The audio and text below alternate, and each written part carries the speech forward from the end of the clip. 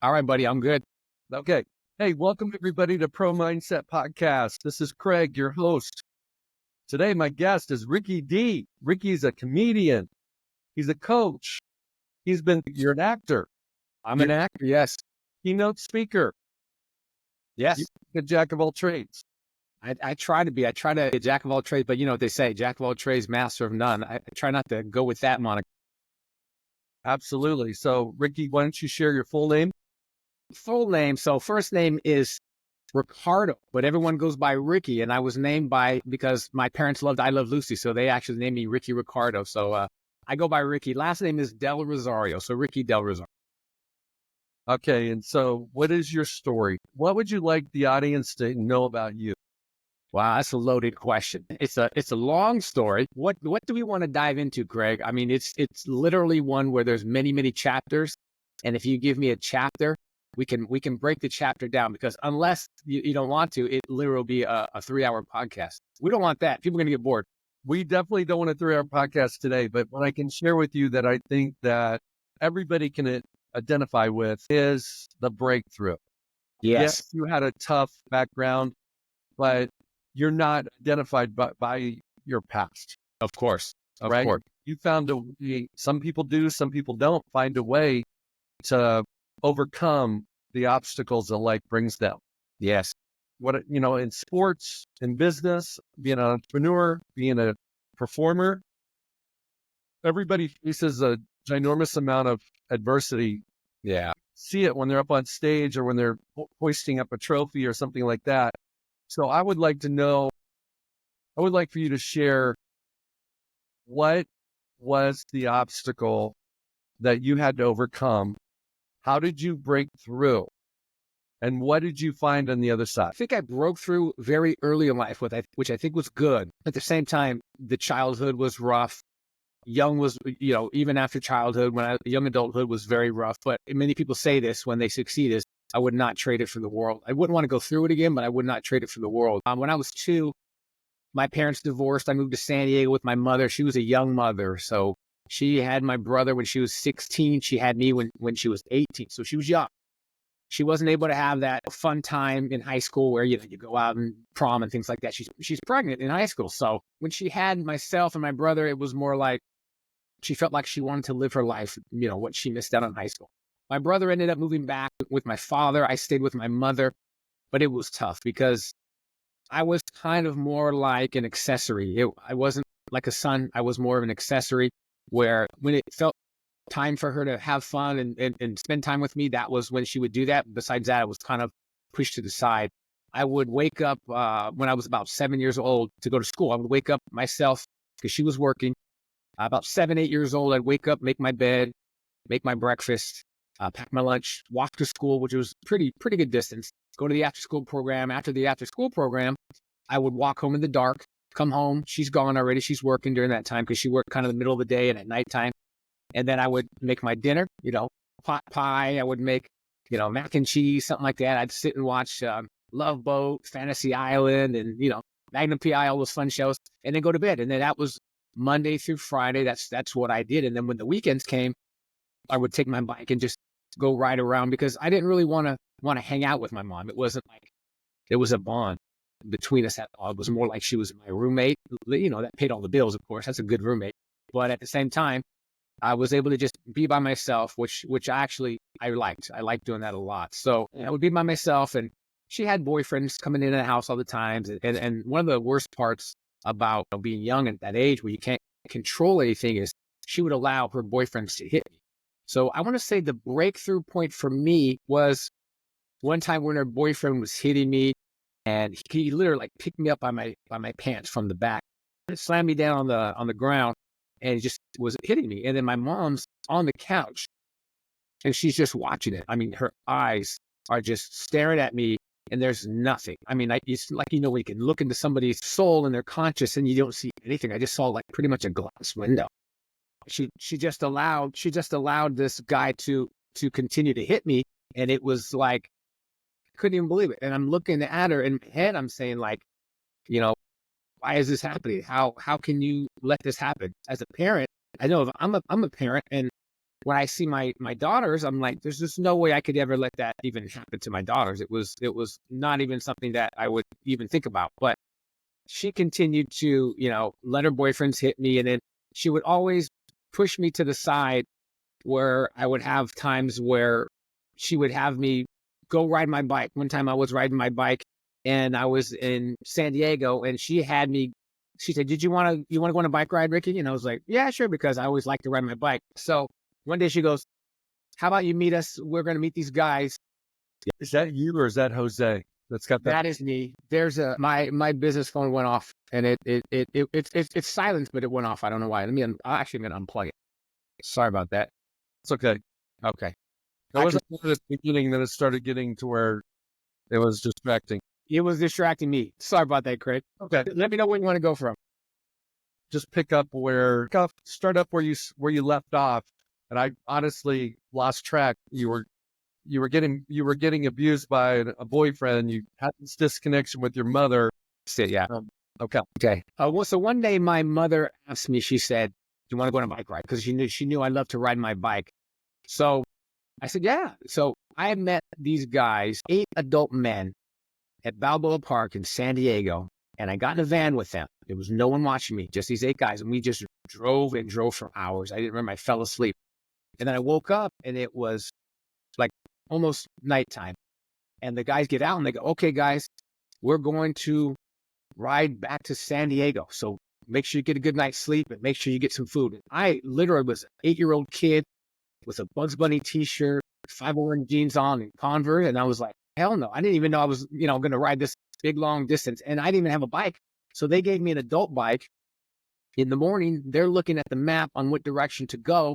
They say, make sure you don't go left here because you'll end up getting lost, or don't go right there. And I'm a kid just trying to soak all this stuff in. I can't read a map. And I'm looking, and I'm like, holy crap. So in the morning, they're gone. They shoot off, and I'm by myself on this gigantic men's bicycle, riding in the desert in the summertime, 100+ heat, probably about 14 hours a day in the desert. They did randomly have a guy come every once in a while and check on you to see if you're okay or not. But I did not want to go in the van. I just kept on riding. And there were times where there's a fork in the road, you don't know which way to go. And when I reached that fork in the road, I knew in my head, I was like, I'm alone. I'm by myself. I have no mother to rely on, no father to rely on, no person to rely on. I just have to make it. So that's kind of where I had the struggle in my mind, where I'm not going to just lay down, put the bike down, sit in the desert. I'm going to finish this out. So after 10 days of riding, I ended up getting back to San Diego.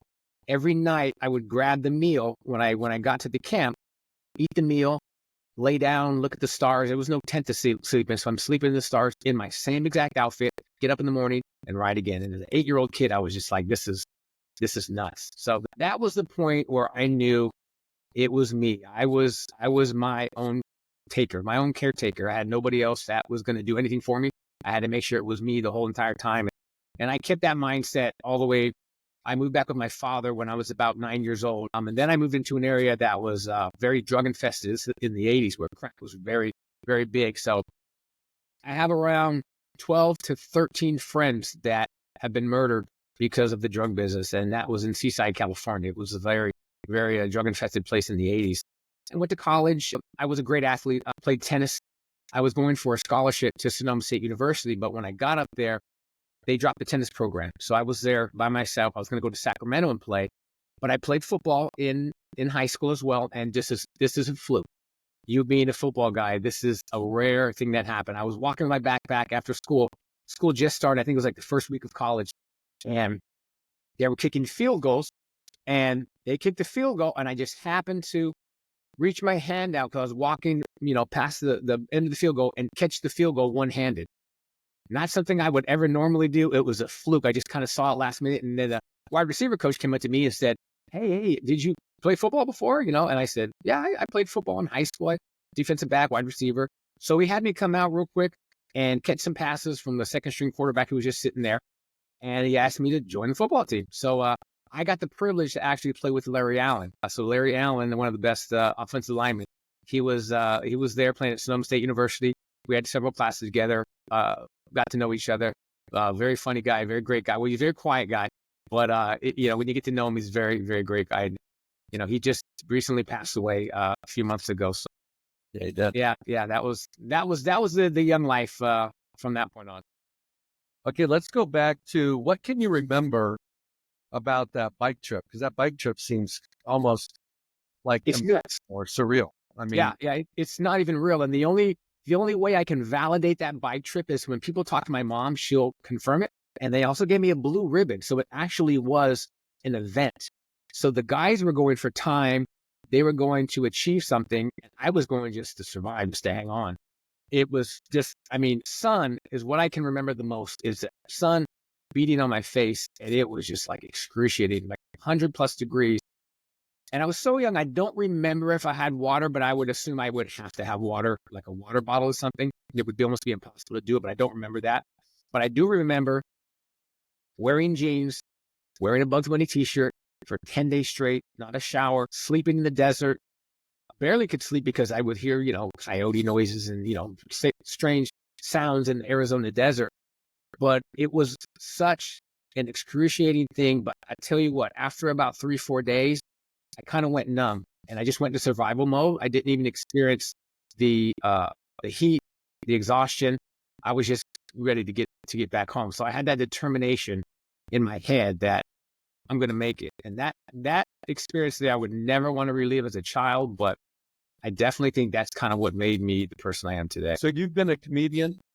What has been your genre as a comedian? What is your do you go on things that have happened to you? Or is it current events of things that you see going on in society?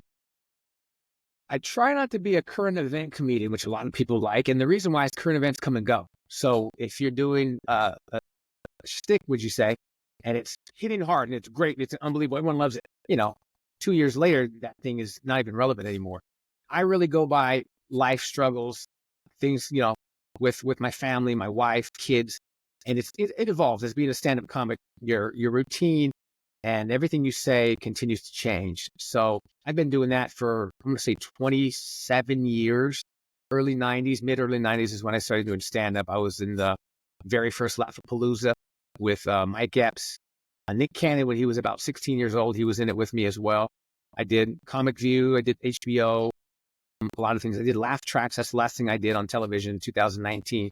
But I'm really kind of getting out of the comedy and I'm letting the speaking take over a little bit more because I used to be a speaker for the Pepsi Corporation. In my early 20s, I worked for a radio station in the Bay Area, and they would have me actually fly in a helicopter and land on the 50-yard line when the kids have school, and I would come out because I was kind of a radio personality, and I'd go speak to the kids about adversity and struggle and things like that. So that was when I was really doing a lot of speaking, but comedy took that over, acting took that over, and then I'm trying to get back into that thing, and I want something for people to grow on.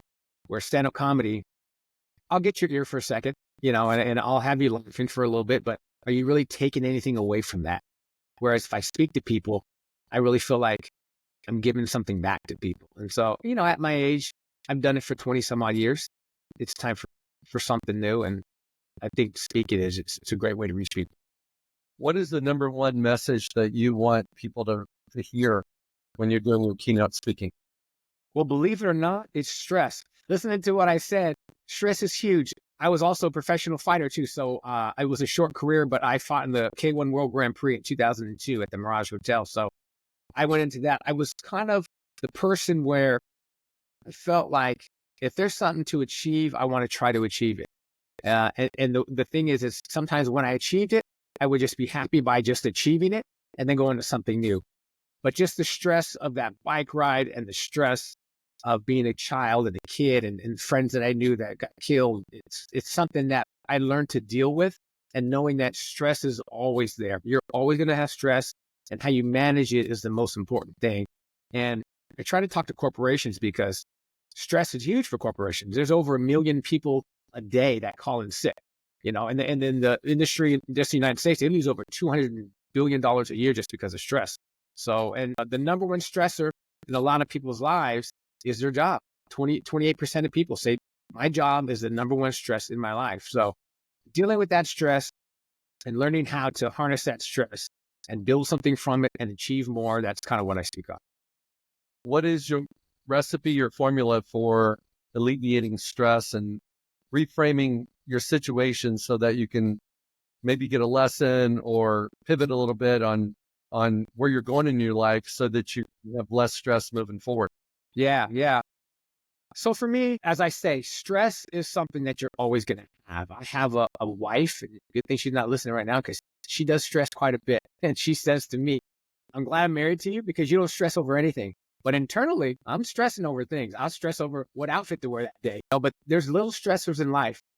And what people don't understand is those little stressors can actually make your systems more acute. And it can actually help you survive. A lot of athletes know this as well when they get into a situation where there's no way to win the game, or they can't run that extra amount of time, or they can't sprint past the finish line, or there's too much pressure on them. That little bit of stress helps them achieve greatness. You can ask people like Tom Brady, some of the greatest of all time, Wayne Gretzky, and they'll let you know that stress sometimes is a catalyst that has helped them. So I try to make sure that I tell myself and I tell people that you want to focus on the positive. You want to know, literally, you're here breathing. You're here surviving. Everything is okay. This thing that you're going through right now is not as bad as it seems. And people that do take that stress in stride are the people that are going to survive. And learning how to manage it is huge. So in the corporate world, it's a lot of times people feel like they don't have community. So, you're at a job and you're not relating to anybody. You're not talking to somebody. You're going in your cubicle and you're doing your job. You don't feel community. You're getting stressed out. You don't have inspiration at your job. That can stress you out. You don't feel like there's any personal development in your job. That can stress you out. You don't have a common mission with that job, and that can stress you out. You don't have appreciation from the boss. He doesn't come every once in a while and say, hey, Rick, you're doing a good job, man. I love everything you're doing, this and that stresses people out. So the stressors in life, and then people let you know when they live a happy lifestyle, they tend to live longer. So living longer can also be a goal that you want to have, and you want to actually take that stress and harness it for greatness where it helps motivate you instead of hinder you. Okay, so I've got stress. Let's say you're coaching me. Yes. And I'm in the audience of one of your talks. Yes.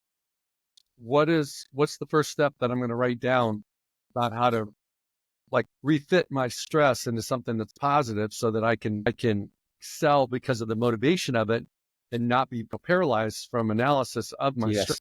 Yes. A lot of times I have people, if I am actually talking to somebody one-on-one with a person, I ask them, what is one of the main stressors that you've had in the past? And then they'll describe it to me. And I'll say to them, what was the outcome when that event or that whole process was done? What was the outcome? And then they'll tell me whether the outcome was positive or negative. And if they tell me it was positive, I'll say, with that positive outcome, what did you do in between? Were there any items or any hurdles that you had to go through to make that positive income happen? And then I'll also make them tell me one where it was negative and they didn't have success. And I'll ask them what were the hurdles they went through with that. Because what a lot of people do is, if you were told you're going to die tomorrow, that's going to be an incredible amount of stress on you right there. You're going to just, the endorphins in your body are just going to go nuts. But what are you going to do with that 24 hours then? You're already told you're going to die. What are you going to do with those 24 hours? Are you going to sit there and stress, bite your fingers, pull your hair out, 24 hours, spend your day just whittling away? Or are you going to go and finalize things that you didn't do in your life? Are you going to talk to people that you didn't talk to? Are you going to figure out, who in your life is important to you? What goals did you not achieve? You're going to have one of those moments where people had that near-death experience and their life flashes between their eyes, and they have nothing that's coming up in that film. Their whole life flashes in front of them. So if you take that stress and you learn to live your life as if you literally have, sometimes I break it up into days. Say you had a month to live.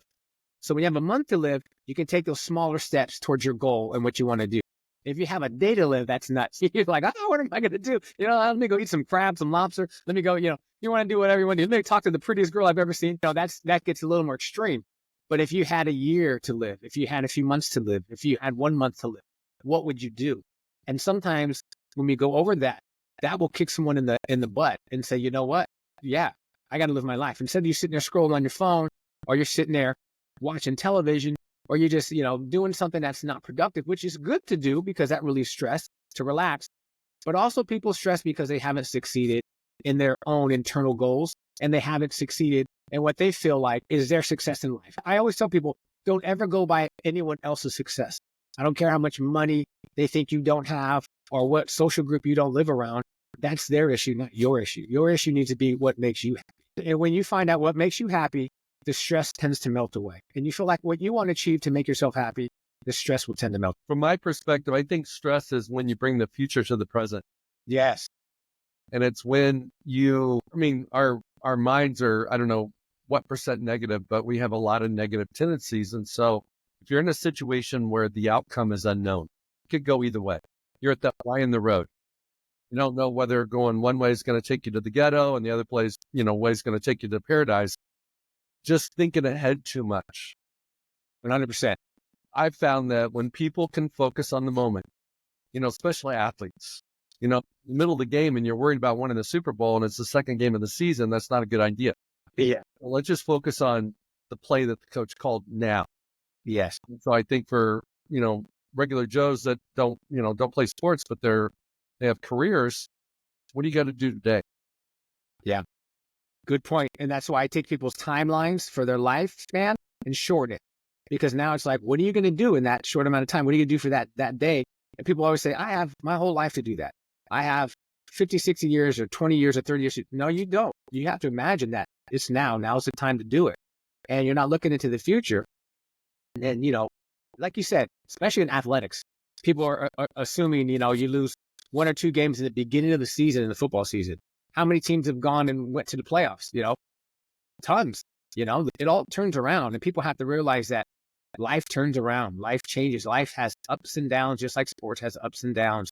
And you have to just ride the wave. You have to know that bad times are coming and good times are coming. And you have to just be prepared to endure that and strive when that happens and enjoy the successes. And when you have the successes, not just sitting on your laurels, but telling yourself, how did I get to the successful point? And how can I continue to be in a successful point or expand on the success?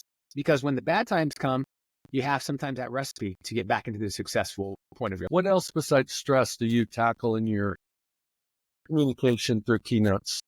I did talk quite a bit about imposter syndrome because I grew up and with, somebody hitting me and people telling me I wasn't going to be much. And then, like I said, becoming a professional kickboxer and actor and writing a children's book and all the things that I've accomplished, I'm always in that mode of I have to prove myself. And I always have that mode of not so much I'm not good enough, but I'm not good enough to do that. I'm not good enough as a person as a whole, but maybe I'm not good enough to do that. So a lot of times people have just a smidgen of imposter syndrome where they don't feel like they're not good enough as a human being or a person, but they're not good enough to do that, which 100% sometimes they're capable of doing that. Not a problem. It's just where you have to tweak your mind and put yourself into that situation and know what steps have to be taken, what rung on the ladder you have to continue to go up to achieve that. So imposter syndrome was always a big thing for myself. And I didn't really become super comfortable with who I am as a person until I want to say my 40s. I'll be really honest with you, because those young years, you feel like you have something to prove.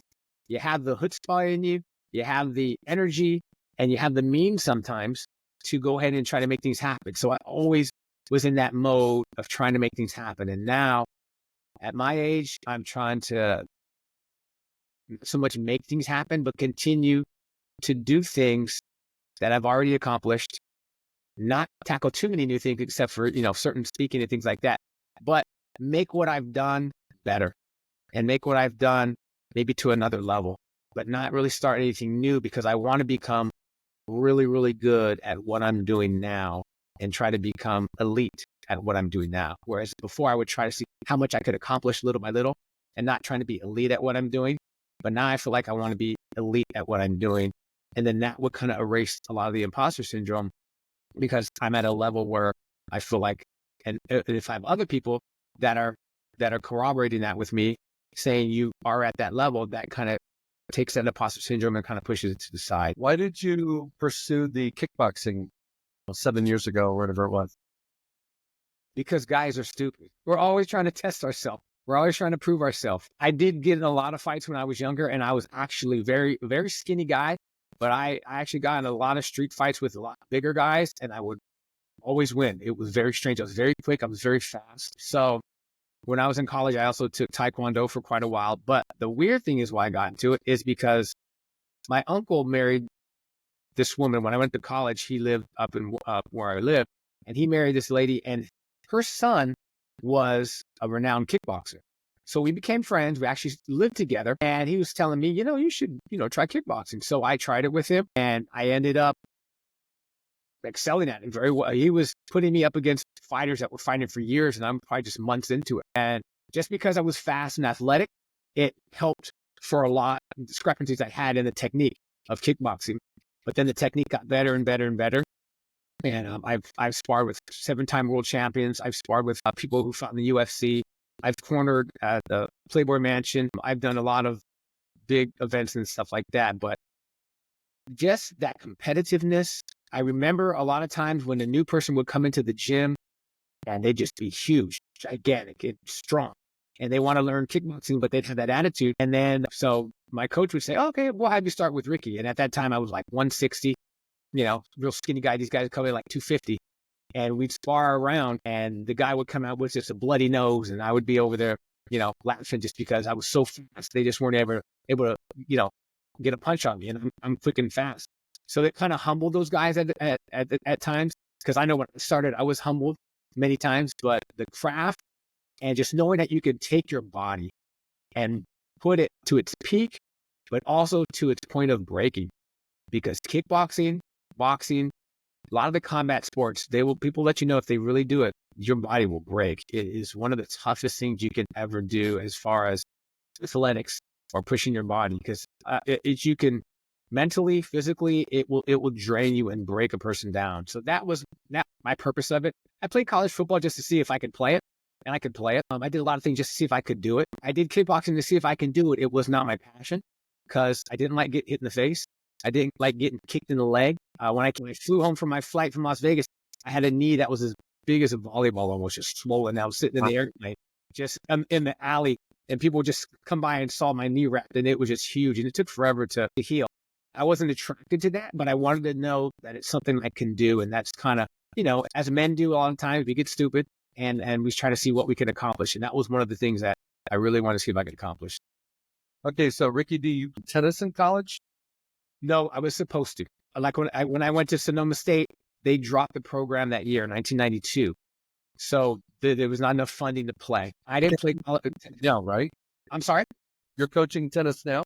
I am coaching now. Yeah, I didn't even pick up a racket for about 30 years. And then my daughter was playing high school, and I wanted to, just be there to help out. It was her senior year of high school, and the coach of the team ended up quitting. So I ended up becoming the head coach, and now I'm my third year of coaching the girls, and it's a lot of fun. Teaching girls is fun. They really listen to you. A lot of times some of the guys have an ego, feel like I teach boys and girls, but the girls, they really want to listen. They really want to learn the sport, especially ones who haven't been taught before in tennis. So they don't have that instruction from the past, but the girls are fun. I make it a very unstressful environment. They all tell you, I'm not worried about you winning. I'm not worried about a record. I'm worried about you learning that you can struggle through something and get through it, because a lot of these girls, they don't have that struggle in their life. And tennis can be a very mentally challenging game. And they come up to situations where they're struggling, and I've had girls come up to me crying in the middle of matches that they can't figure out what's going on. And we're able to tackle that and let them know that these are the kind of things, even though this is just tennis, and just like any sport, you're going to come up with these issues in life. You have to learn how to deal with them now. Winning, losing, being scared, being worried. There's all these issues that go through your brain, and these are all going to happen when you become an adult, when you go through life, when you work. So let's deal with it now. Let's worry. So I kind of take what I speak about, and I kind of sprinkle it into the girls' tennis as well. And the parents thank me. They said their daughters love playing. They don't feel pressure like they have in other sports. But it tends to let people win, to let them feel relaxed, because I was yelled at when I played sports, and many times you're too scared to make a mistake.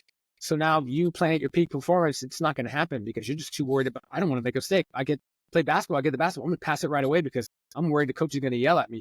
But here, I say, we're going to make 1,000 mistakes all the time, every day. It's just, if you learn from these mistakes when you play the sport, that's what's going to make you a better player. So let's just learn from our mistakes. How do you coach your team, your girls, when, let's just take your best tennis player. Your best tennis player may not be her best or his best. I guess you could coach the boys too. When the game's on the line, the match is on the line. When this particular point is the decisive point in the match. Yeah. How do you coach them to not feel the pressure, not feel the stress of that moment when the success or failure of that point can dictate whether they go home or yes?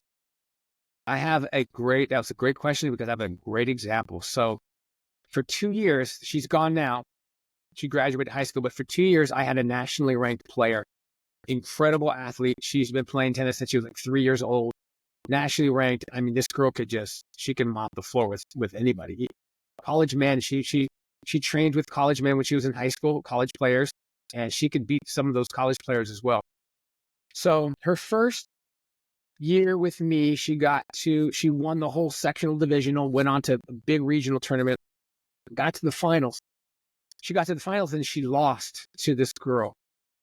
So the next year, let's fast forward to the next year. Now she's a senior. Same thing. She didn't lose one game, not one game in every single match that she had. People don't know tennis. There's 12 games minimum in a tennis match. She did not lose one game in the whole season. She did not lose one game in the whole regional tournament. So she beat everybody 6-0, 6-0. That's how good she was. Now she gets to the huge tournament. She gets to the finals. She's playing the same girl she lost to last year. So she's winning in the beginning, doing great. The other girl's nervous because my girl on my team, she's actually ranked higher, better player. So there's more pressure on her. She wins the first set. She gets into the second set. She loses the second set. She gets into the third set and she starts to lose. So everybody's watching. There's tons of people. And I literally see her face. She is breaking down. Mentally, she's breaking down. She's on the brink of crying. So I'm watching the match and I just can't wait to go talk to her. And luckily now tennis, you can coach. Back when I played, you couldn't coach at all, but you can actually go on the court. You can coach on the switch when she's actually realizing she's going to lose, and she is going to lose this match. And she does not want to lose. She's so competitive. She does not want to lose to this girl for a second year in a row. It also will help affect where she goes to college, where she plays.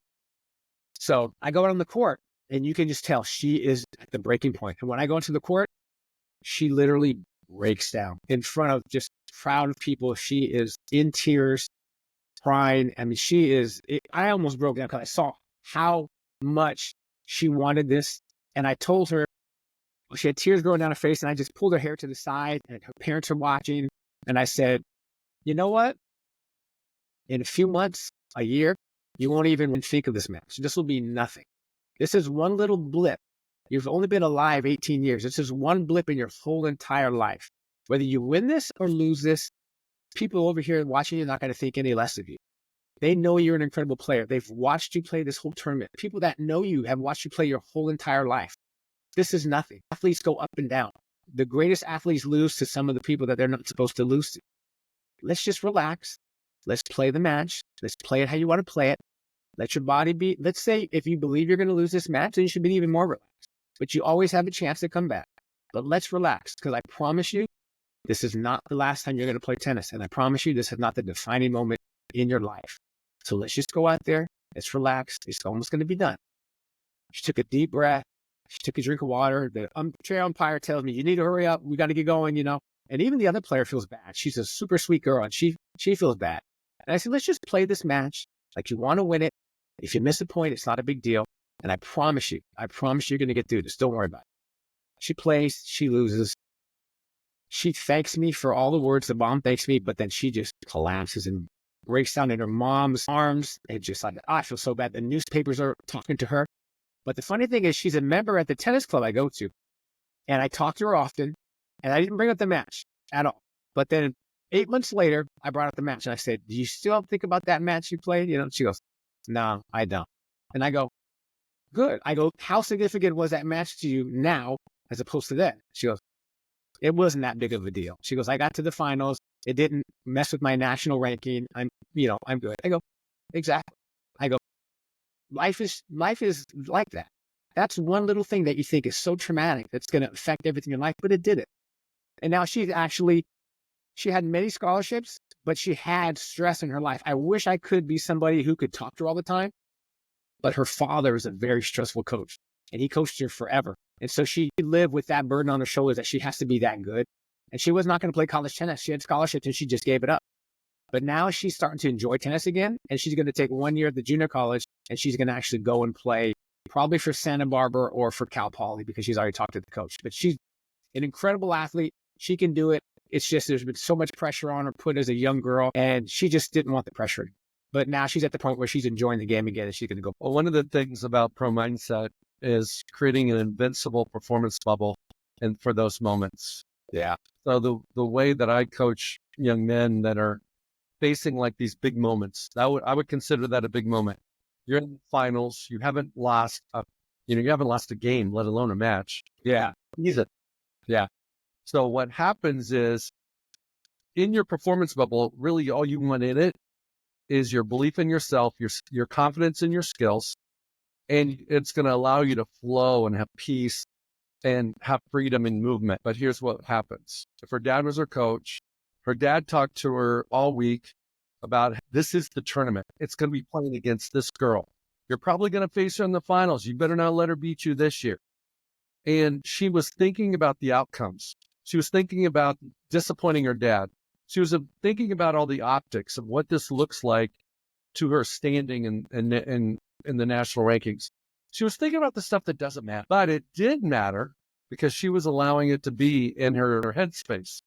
Where if you have an invincible performance bubble, you don't let that come in. And like in leading up to the match or leading up to the competition, you absolutely meditate and create and determine what you want in and what you don't want in. So that when you get in that moment, your suggestion for her taking a deep breath is beautiful. Because when you take a deep breath, you let out what doesn't serve you. Yeah. And it's noise, it's all those things. And so if you could, if you look at Michael Jordan and look at some of the best, they thrived in the biggest moments. Crazy, I know. But they didn't succeed every time. Yeah, of course. They thrived comparatively. Yes. And the reason why is because they're able to create this invincible performance bubble, this safe headspace where all that stuff that stresses people out, they don't feel the stress. Yeah. And I see it all the time in basketball games where, it doesn't matter what level. It could be the NBA, it could be WNBA, it could be, March Madness. The team that has the ball needs to get a three, and they've got 40, 50 seconds to go. And the girls, if there's a shot clock, they wait to the last 3 seconds and just throw up a Hail Mary because nobody wants to take the shot. Yes. Even the best players don't want to take the shot. You got it. Because all the blame's going to go on them. Yeah. So what they're looking at is what is the potential negative consequences of not making it instead of putting themselves in a headspace where I'm going to take my shot.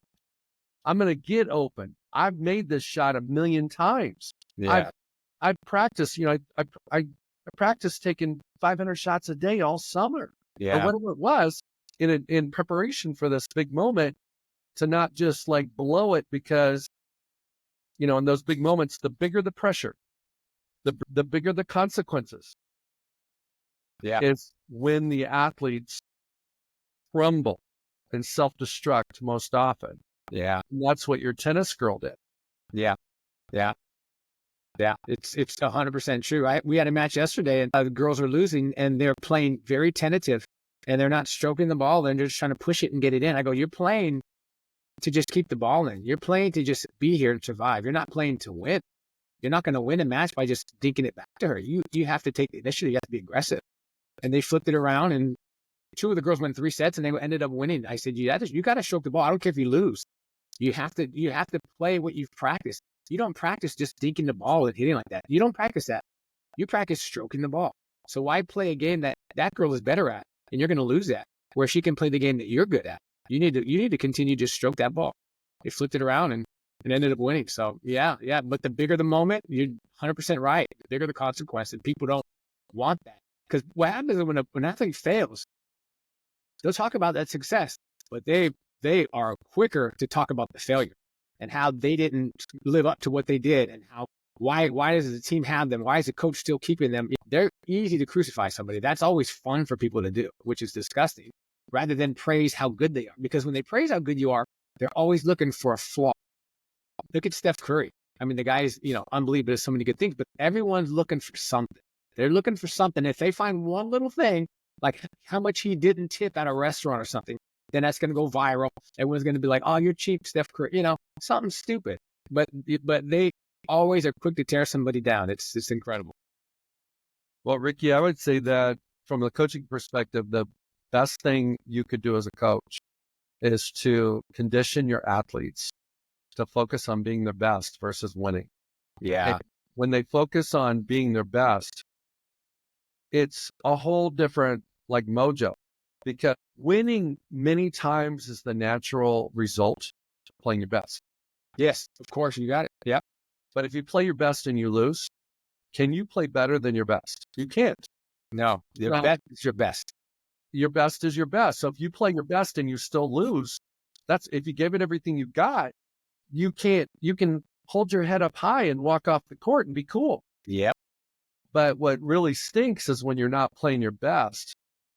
And if you woulda won, but you didn't, and you didn't. Yeah. And it's like, I think parents, I think coaches, I think teammates, I think everybody is like, you got to win.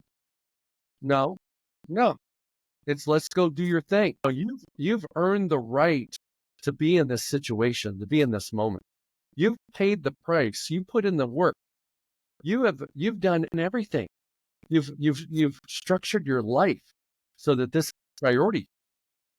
So when that moment comes, which it comes in small moments all along the way, that you get opportunities to practice creating an invincible performance bubble. But then when you get in that big moment, it's no different. 100%. I always tell my girls, I don't care if we win or lose. I just care that you gave your best. That's all I care about. If you don't give your best, then you're going to go home thinking, I didn't give my best. But if you gave your best and you lost, then that person was just a better person. You're not going to always play at your best either. That's why I let them know. There's going to be some days you can't hit a ball. And you're trying, but you just can't hit a ball. And there's days where you're not even trying and you're playing incredible. But, if you're always striving to play your best, that's all I care about. I think one of the most important things as an individual sport athlete is to find out what version of you is showing up that day. And if you're hitting your serves long, make the adjustment. You're going to know real quick. You're going long. Let's make the adjustment. So you got to find out what version of you is showing up, because we're not robots. We don't have the same game every single day. And so it's like playing golf is kind of the same way. You have to make it small adjustments. And one of the best things I think as a coach, you being in the position you're in, is to help the athletes learn how to self-coach, self-adjust. Exactly. Self-regulate. Yeah. And I think that what is maybe true, you may have found to be true, is when their emotions are regulated, everything's happening the way they expected it to happen. It's fun and it's easy. Yeah. But when things are unregulated, because your emotions are unregulated because you're surprised, you were thrown a curveball, bad weather, you're not getting the call that you think they called it out and you thought it was in. Yeah. And you're 5 minutes past that moment, but you're still back on that unfairness. Oh yeah. That can haunt you. You got to let that go. Oh yeah. Let it go. We're in the let it go business. You got to just let it go. Yeah. Especially golf, boy. When you bring up golf, holy moly. The adjustments are so minor and the mental is so stressful. Just like you said, individual sports that's why a lot of the individual sports, a lot of the tennis players, the pros, they all have psychologists. They all have coaches that, help work on their mind all the time. It's individual sport. The loss is on you. The win is on you. It's a tough thing, individual sports. Very tough. Well, I appreciate it. And everybody that's listening, if you want to check out the Pro Mindset book, it's been out for a minute and you can get it on Amazon and anywhere else you can find books, or you can get the Audible version as well. But I want to thank Ricky D. We're going to check it out and have a great day. You got it. Thank you, buddy. Hey, it's Craig Domann, the host of Pro Mindset Podcast. I want to thank you for listening or watching today's show. And you can catch us every week on the normal social media platforms like YouTube, Facebook, Instagram, and all the listening podcast platforms. I hope you enjoyed today's show. And more importantly, I hope you gained a pro mindset insight. Please be sure to rate and review Pro Mindset Podcast. And I look forward to catching up with you on our next show.